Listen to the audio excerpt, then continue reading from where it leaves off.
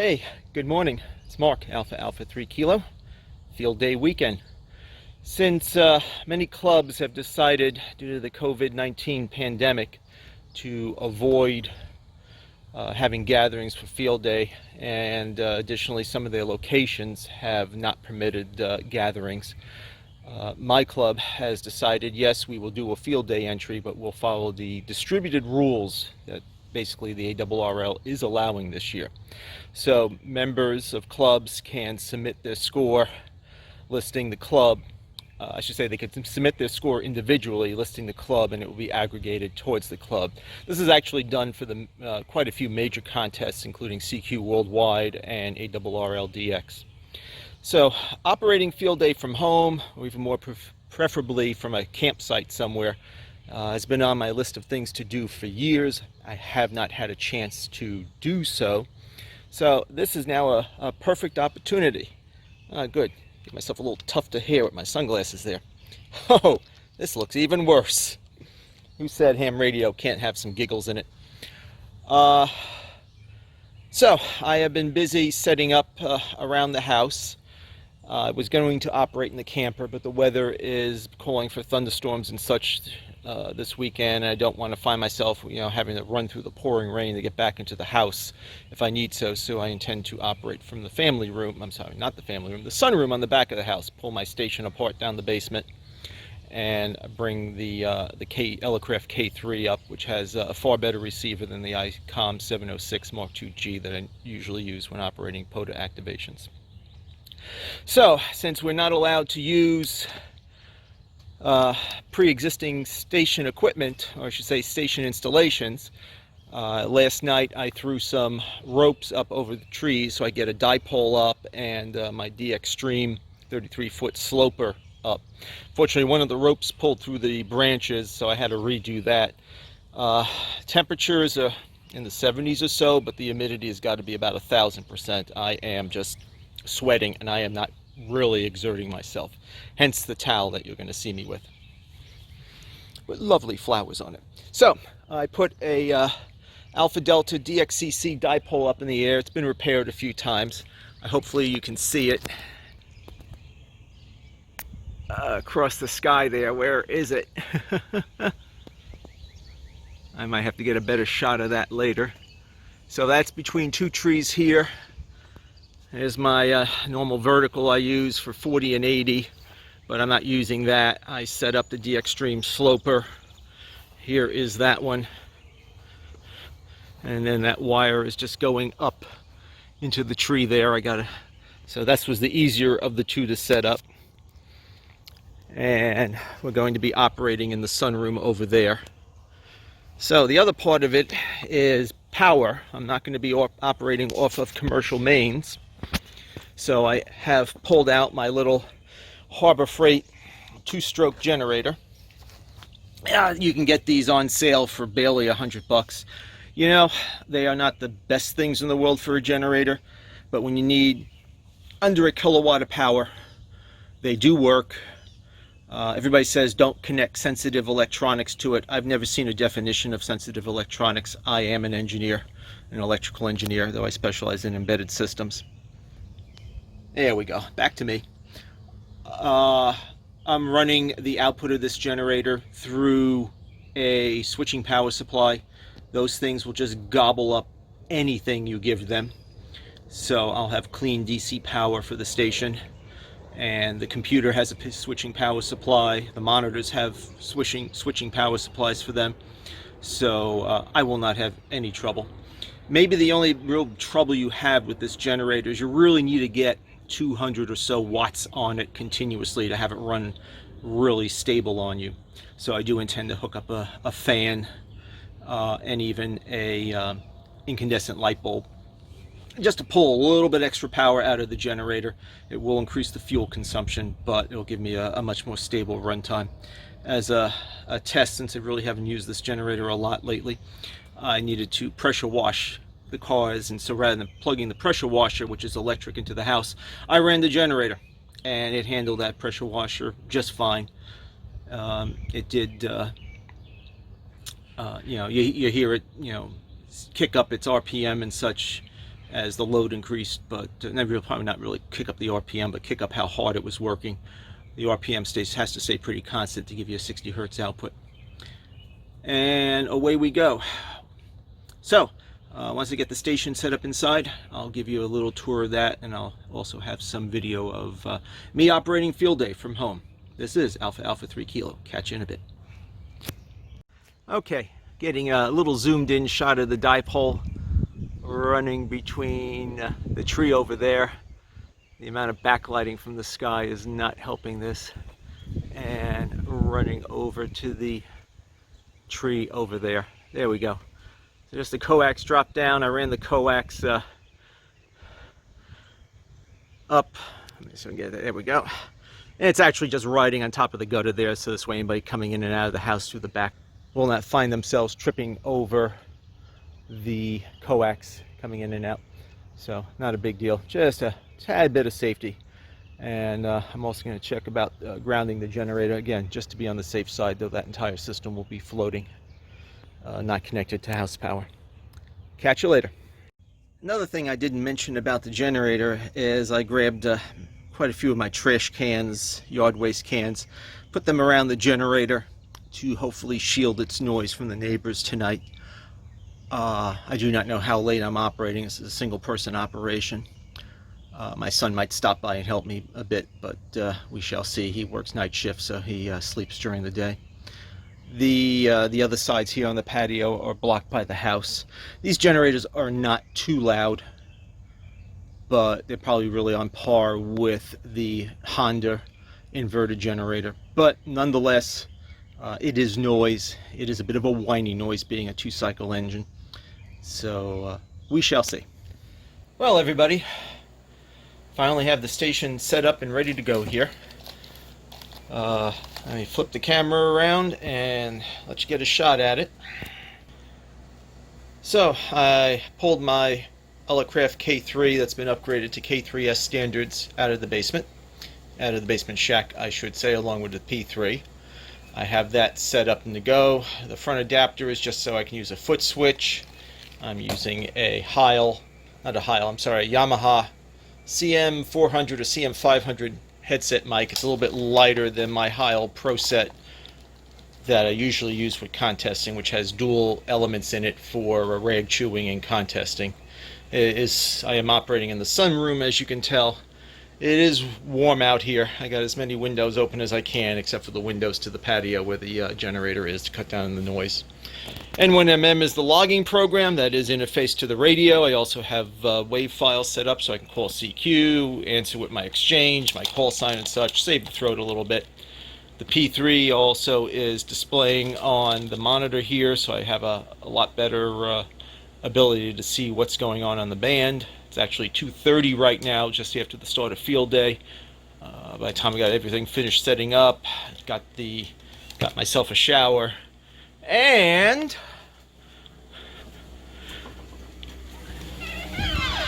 got the smoker going for a little smoked chicken, mesquite smoked chicken. Now the cord's coming in from the generator, the light bulbs, just to give a little steady power. I have everything plugged in to the generator. Getting a little bit low voltage here. It's actually gotten a little bit better with the light bulb plugged in. These generators do produce a lot of harmonics in their output signal, in their output power, so that may be throwing that cheap little voltmeter off. Everything is working well. Everything has got a switching power supply, so as I said, I don't think that will be a big impact. Hope to film a little bit of actual operating, but we'll do so after we get on a roll, make sure everything is set up correctly. We may have to tweak the mic settings because I don't use this headset mic with the radio that often. Actually usually use it right now with Skype and Zoom conversations for work. Okay, Alpha 3 Kilo back with you on field day Sunday morning. Conditions have been interesting, as good as they've been for parks on the air activations. Really weak signals, really not much propagation, it seems, past the middle of the United States. I've got like one Utah, one Idaho, that's it. My best operation has been on 40 meters, really hard breaking pile-ups or even being heard. My best operation has also been just running stations. If they can hear me, then I can usually hear them. Did a bunch of CW also. That was actually a lot easier. The narrower bandwidth definitely helps, though CW is not my forte. So let me get the speaker running here on the radio at the same time as the headphones and show you hopefully a few contacts.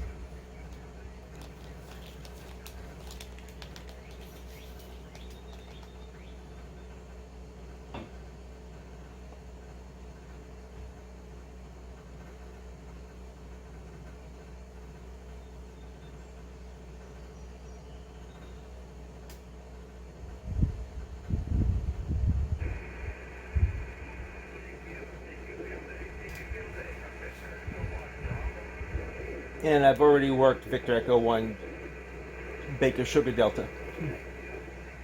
Trying a little bit on 15 meters. Surprised there are some signals out there. Not a lot though.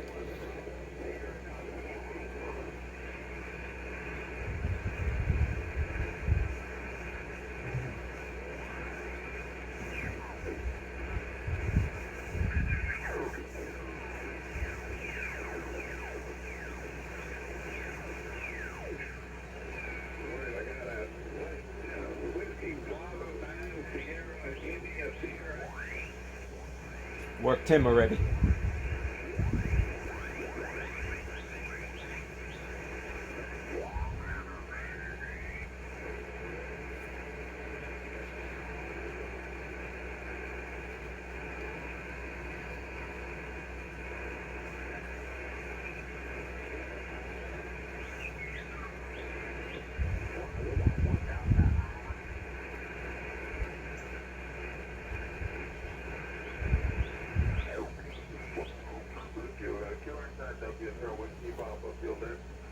Alpha Alpha 3 Kilo.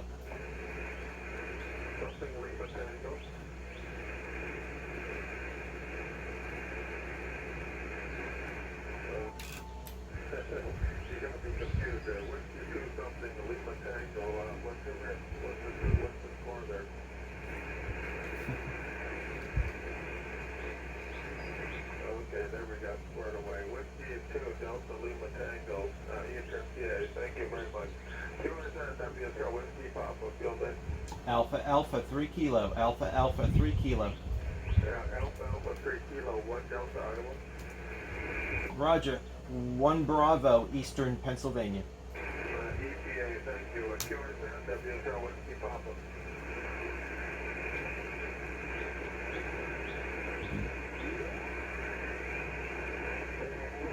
Charlie, thank you.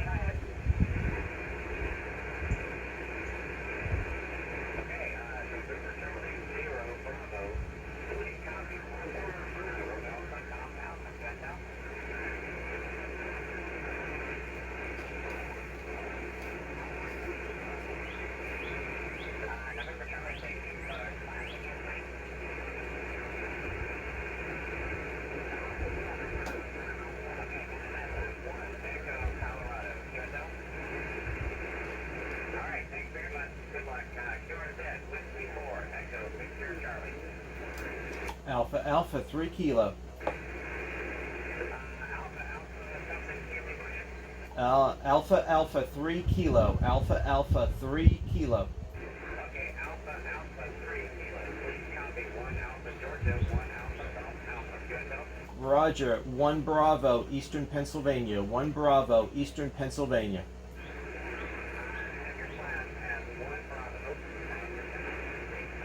Section Echo Papa Alpha. Echo Papa Alpha. QSL, thank you.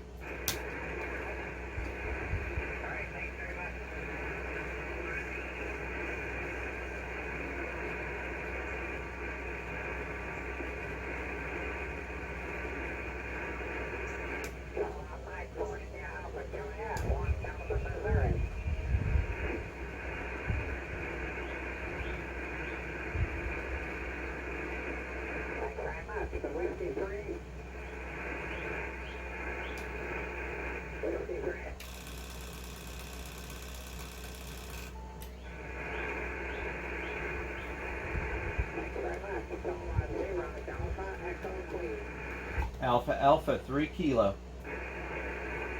So Alpha 4 Delta Yankee 8, no, Delta Uniform. 1 Delta Missouri, over. Yes, sir, thank you. Sir, that's Alpha Alpha 3 kilowatt. Alpha Alpha 3 kilowatt. Mike Lima Foxtrot, 1 Delta Missouri. Delta Bravo 1, Mike Lima Foxtrot, 1 Delta Missouri.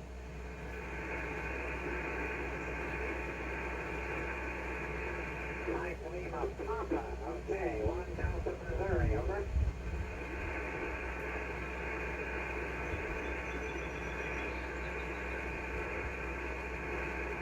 Okay, thank you very much. They call Alpha Alpha something. Alpha Alpha 3 Kilo.